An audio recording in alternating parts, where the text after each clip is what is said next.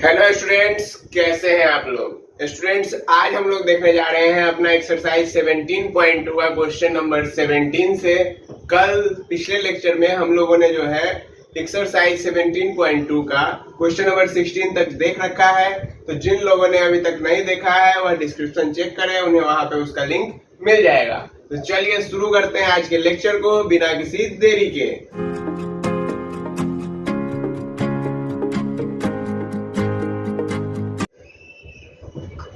देखिए students, question number 17 कह रहा है man start repaying a loan as the first instalment of Rs 100 if he increases the instalment by Rs 5 per month what amount he will pay in the 30th instalment. कहने का मतलब ये हुआ कि एक व्यक्ति है जिसको कि अपना लोन चुकाना है, ठीक है, और कह ये रहा है कि वह जो है पहला माह में कितना रुपया देता है, 100 रुपया देता है, ठीक है, और यदि वह हर एक महीने 5 रुपया अपना इंस्टॉलमेंट बढ़ाते जा रहा है तो पूछ रहा है कि 30वां इंस्टॉलमेंट में वह कितना रुपया देगा। तो देखिए, यदि हम यहाँ पर एपी लिखें तो एपी क्या लिखिएगा, पहला बार कितना दिया है 100 रुपया, फिर कितना दिया अगला महीना में कितना देगा 105 रुपया, फिर कितना देगा 110 रुपया, फिर कितना देगा 115 रुपया। क्यों? क्योंकि हर एक महीने 5 रुपया बढ़ते जा रहा है, ठीक है, आगे फिर इस प्रकार से बढ़ते चला जाएगा, ठीक है। तो आपसे पूछा जा रहा है कि 30वां इंस्टॉलमेंट में वह कितना रुपया देगा। तो देखिए ए का वैल्यू कितना है बच्चों, ए का वैल्यू है 100, ओके। डी का वैल्यू कितना है, देखिए 105 minus 100 that is 5 rupees, okay. तो हम लोगों को क्या निकालना है, 30वां इंस्टॉलमेंट यानी कि T30 निकालना है। तो T30 क्या होगा, फॉर्मूला लगाएंगे a plus N minus 1 into D, where A का वैल्यू कितना है 100, एन का वैल्यू कितना है, एन है 30 माइनस 1 इंटू डी का वैल्यू है 5। तो ये कितना आ गया 100 प्लस 29 इंटू 5 यानी कि 100 प्लस 145 दैट इज कितना आ गया बच्चों 245। तो यानी कि जो अमाउंट उसको 30वां इंस्टॉलमेंट में पे करना होगा, लिखेंगे यहाँ पे amount paid in 30th instalment equal to 245। Clear है स्टूडेंट्स, कोई परेशानी इस क्वेश्चन में नहीं है। चलिए अब हम लोग आते हैं क्वेश्चन नंबर 18 पर। देखिए क्वेश्चन नंबर 18 कह रहा है 3 नंबर आर इन एपी।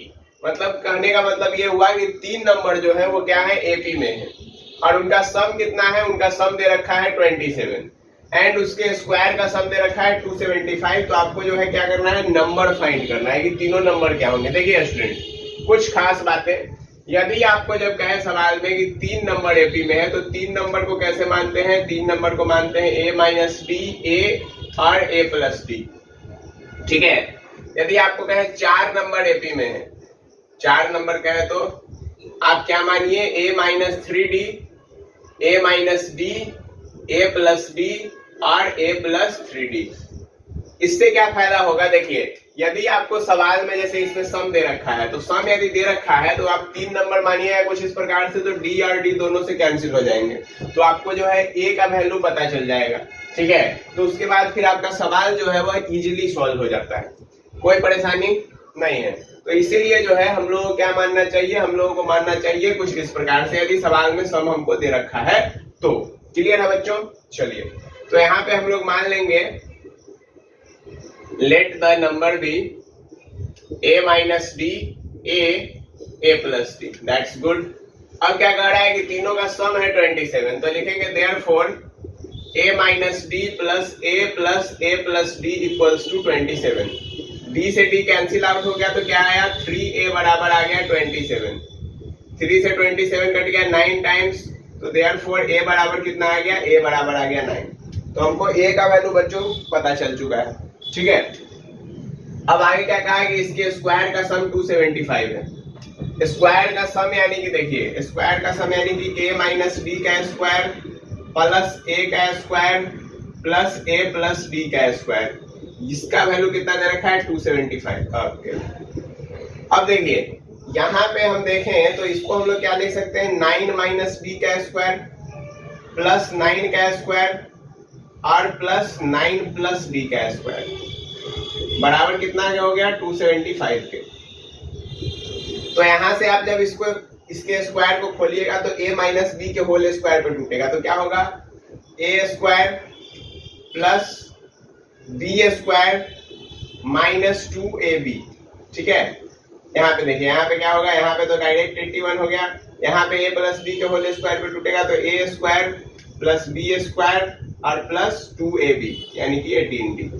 ये हो गया किसके बराबर 275 के बराबर। देखिए 18d से 18d कैंसिल आउट, कोई परेशानी यहाँ पर नहीं है। अब देखिए 81 81 81 जोड़ दीजिएगा तो कितना आ जाएगा बच्चों 243।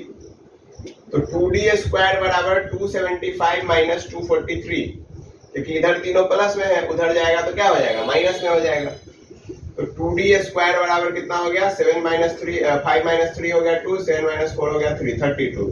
यानी कि इसको काट दीजिए 4 और ये आएगा 16।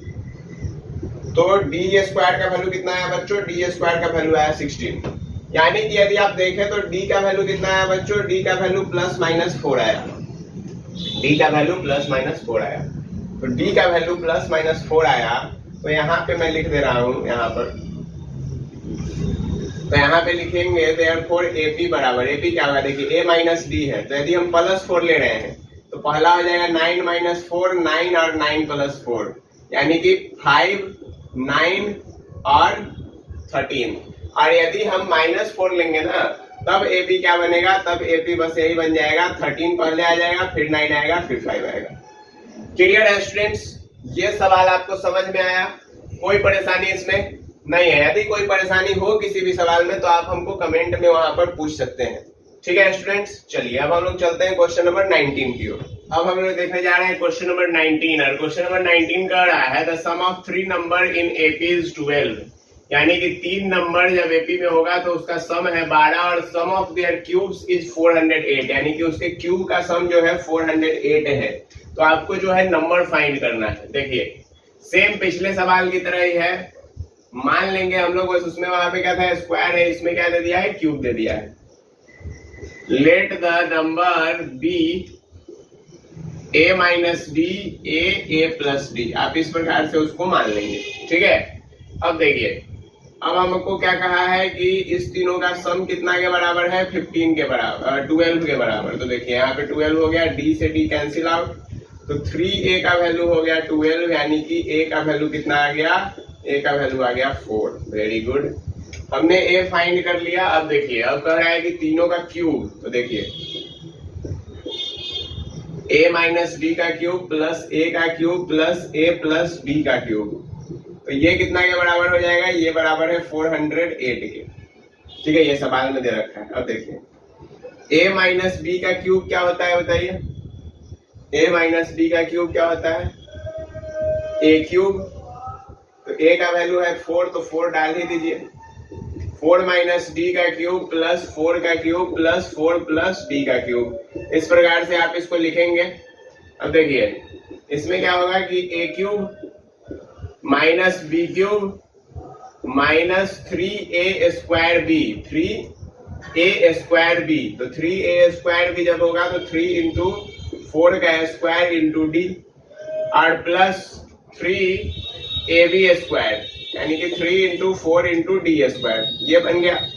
प्लस में क्या है 4 का क्यूब है, और प्लस में क्या है देखिए ये, अब इसको हम तोड़ रहे हैं तो a cube plus b cube, ठीक है a cube plus b cube plus 3a square b और प्लस 3ab स्क्वायर, ठीक है प्लस 3ab स्क्वायर, और इसका सम कितना के बराबर है 408 के बराबर। क्लियर है स्टूडेंट्स, कोई परेशानी यहाँ तक में नहीं। अब देखिए ये वाला टर्म तो कैंसिल हो गया, ठीक है, एक प्लस में एक माइनस में, ये वाला टर्म और ये वाला टर्म भी कैंसिल हो गया प्लस में माइनस में, तो क्या बचा 3 बार आपको दिख रहा है 4 का क्यूब है, तो 4 का क्यूब कितना होता है, 4 का क्यूब होता है 64, ठीक है 4 का क्यूब कितना होता है 64। और यहाँ पे देखिए ये बना 12d स्क्वायर, यहाँ पे भी बना 12d स्क्वायर बराबर 408 माइनस 64 3 जा, क्योंकि 3 बार यहाँ पे एक बार 64, यहाँ पे 64 और यहाँ पर 64, तो 3 बार आ चुका है 64, तो कितना हो जाएगा 64 3 जा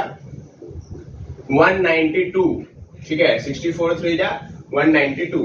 अब देखिए ये हो गया 24d स्क्वायर बराबर देखिए 8 में से 2 6 हो गया और 40 में से 19 घटा तो कितना हो जाएगा, 21 हो जाएगा। ठीक है, 40 में से 19 घटेगा तो 21 हो जाएगा। अब 24 के टेबल में इसको जब आप देखिएगा तो कितना बार में कट जाएगा, 9 बार में, यानी कि डी स्क्वायर का वैल्यू कितना आ गया, 9 आ गया। तो देखिए डी का वैल्यू कितना आ गया, डी का वैल्यू आ गया +-3।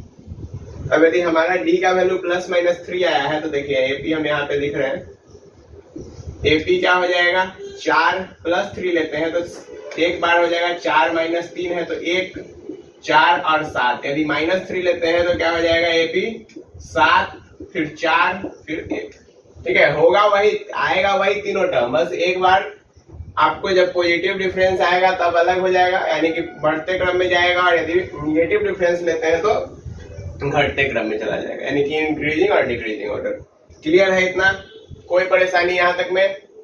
चलिए अब हम लोग चलते हैं क्वेश्चन नंबर 20 की ओर।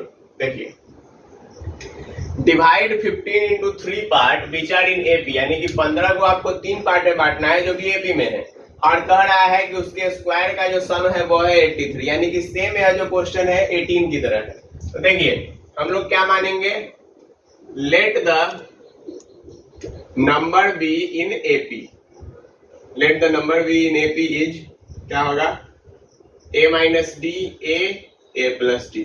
ठीक है, अब देखिए तीनों का सम कितना है, 15, तो ये कितना आ गया, 15 के बराबर। अब देखिए d से d मर गया तो कितना आया, 3a = 15, यानी कि यदि आप देखें तो a का वैल्यू कितना आ जाएगा, 15/3 दैट इज 5। तो we have to find that the value of a is 5। अब a का वैल्यू हमको निकल गया। अब देखिए अब कह रहा है कि ये स्क्वायर का सम, तो फिर वही लगाएंगे, a - d का स्क्वायर प्लस a का स्क्वायर प्लस a + d का स्क्वायर, और ये किसके बराबर दे रखा है, 83 के बराबर दे रखा है। Very good. तो यहाँ से देखिए a - d का स्क्वायर यानी कि 5 - d का स्क्वायर प्लस 5 का स्क्वायर प्लस 5 + d का स्क्वायर, ये बराबर हो गया 83 के। तो यानी कि 5 - d स्क्वायर, आप इसका वैल्यू निकालिएगा तो आपको कितना आएगा, इसका वैल्यू आपको आएगा 25 + d square - 10d plus 25 + 25 + d square + 10d बराबर हो गया 83। 10d मर गया, 25 3 जा हो जाएगा 75, तो 2d स्क्वायर बराबर हो गया 83 - 75। यदि आप इसको सब्ट्रैक्ट किए तो 2d स्क्वायर का वैल्यू कितना आ गया, 8 के बराबर। क्लियर है यहाँ तक? देखिए नॉर्मल कैलकुलेशन है एकदम। अब इसको कैंसिल कर दीजिए तो ये 4 आ गया, तो d स्क्वायर बराबर हो गया 4, यानी कि d का वैल्यू कितना आ गया बच्चों, +-2। अब यदि आपका d का वैल्यू आ गया, a का वैल्यू आ गया, तो इस सवाल में एपी आप खुद लिखेंगे, क्योंकि पिछले 2 सवाल में मैंने लिखवा दिया। ठीक है, तो इसमें आप खुद निकालेंगे, कोई परेशानी यहाँ तक में नहीं है। चलिए तो अब हम इस एक्सरसाइज के आखिरी क्वेश्चन को बनाने चल रहे हैं, जो कि है क्वेश्चन नंबर 21। क्वेश्चन नंबर 21 कह रहा है, divide 20 into 4 part which are in AP such that the product of first and fourth is to the second and third is 2:3। यानी कि आपको 20 को 4 पार्ट में बांटना है, और कुछ ऐसे बांटना है कि पहला और चौथा का प्रोडक्ट बाय दूसरा और तीसरा का प्रोडक्ट ये कितना के बराबर आ जाए, 2:3 के बराबर। तो मान लेते हैं लेट द 4 टर्म्स भी, क्योंकि एपी का टर्म्स है, तो क्या मानेंगे, a - 3d a - d a + d and a + 3d। That's very good, आपने ये मान लिया। अब देखिए अब आपको क्या करना है, पहले तो आप क्या करिए कि a का वैल्यू निकाल लीजिए एकदम आसानी से, क्योंकि 20 को डिवाइड करना है तो यानी कि चारों का सम 20 होगा। ये बात तो हमको समझ में आ ही रहा है, कोई परेशानी यहाँ तक में आपको नहीं होना चाहिए। 3d 3d मर गया, तो कितना आया, 4a बराबर 20, यानी कि a बराबर आ गया आपका 5। वेरी गुड, तो a का वैल्यू आपका आया 5। चलिए अब क्या कह रहा है, कह रहा है कि फर्स्ट और फोर्थ का प्रोडक्ट, तो फर्स्ट और फोर्थ, तो फर्स्ट क्या है a - 3d, फोर्थ क्या है a + 3d। तो देखिए लिखेंगे now a - 3d into a + 3d by second and third a - d into a + d equals to 2/3। Very good, a का वैल्यू कितना है बच्चों, 5, तो आप इसको ऐसे कर लीजिए, a plus b into a minus B के टर्म में दिख रहा है, क्या हो जाएगा a square minus b square, नीचे भी वही होगा। क्लियर? अब देखिए इसके बाद a का वैल्यू कितना निकला 5, 5 का स्क्वायर कितना 25,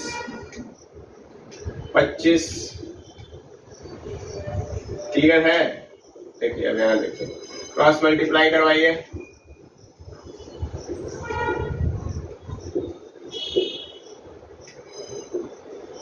देखिए अब आप क्या कीजिए, यहाँ पे यदि आप देखिए तो 25d स्क्वायर बराबर कितना आ गया 25 आ गया, ठीक है।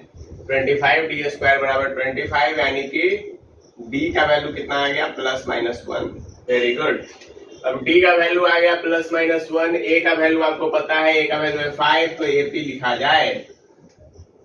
AP बताइए किस 4 पार्ट में आप डिवाइड करेंगे? तो देखिए AP बराबर क्या लिखेंगे, जब यदि +1 ले रहे हैं तो a माइनस 3d है, यानी कि 5 माइनस 3 होगा, फिर 5 माइनस 1 होगा, फिर 5 प्लस 1 होगा, और फिर 5 प्लस 3 होगा। 2, 4, 6, 8। एंड यदि हम -1 लेते तो यही चीज कैसे लिखा जाता, 8, 6, 4, 2। क्लियर है स्टूडेंट्स? कोई परेशानी इस सवाल में आपको आया हो, कोई दिक्कत हो, इसमें ही नहीं, सीक्वेंस एंड सीरीज एक्सरसाइज 17.2 का कोई भी डाउट यदि है आपके पास तो आप उसको कमेंट में जरूर बता सकते हैं। आज के लेक्चर में इतना ही रहेगा, फिर हम लोग मिलेंगे नेक्स्ट लेक्चर में अगले एक्सरसाइज और नए नए कॉन्सेप्ट के साथ। तो देखते रहिए अपना मैथ्स और चैनल को सब्सक्राइब करना बिल्कुल नहीं भूलिएगा।